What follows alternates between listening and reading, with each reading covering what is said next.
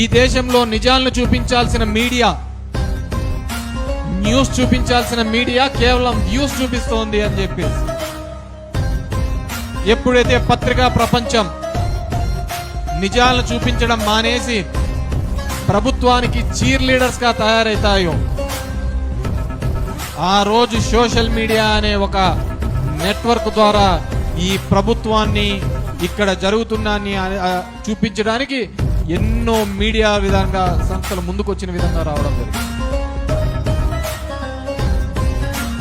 ఎందుకు జరిగిందంటే సరైన ప్లాట్ఫామ్ లో మీడియా చూపించలేదు కాబట్టే ఇవన్నీ ముందుకొచ్చే కార్యక్రమం చేయడం. చాలా మంది దాన్ని మాట్లాడినారు. ఏమని మాట్లాడినారు? దీంట్లో పాకిస్తాన్ వాడున్నాడు, చైనా వాడున్నాడు అని చెప్పేసి.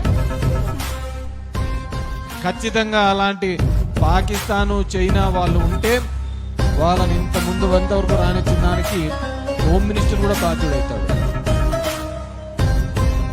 హోమ్ మినిస్టర్ కూడా బాధ్యుడే కావాలి కదా, ఊరికి మాటల వరకు కాదు కదా.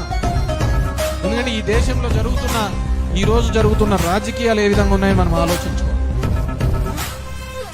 మతం మీద ఓట్లు అడుగుతున్నారు, కులాలను రెచ్చగొట్టి విద్వేషాలను సృష్టిస్తున్నారు. నువ్వు అది నేను ఇది అని చెప్పేసి మనిషిని మనిషిగా చూడడం మానేసినారు. 97 నుంచి చూస్తానే ఉన్నాం. రామ మందిరం పుట్టినప్పటి నుంచి కూడా దానికోసం చందాలు వసూలు చేస్తూనే ఉన్నారు. మొన్న దొరికినారు వాళ్ళలో వాళ్ళే. ఆ దొంగతనం జరిగినది 200 కోట్ల రూపాయలు.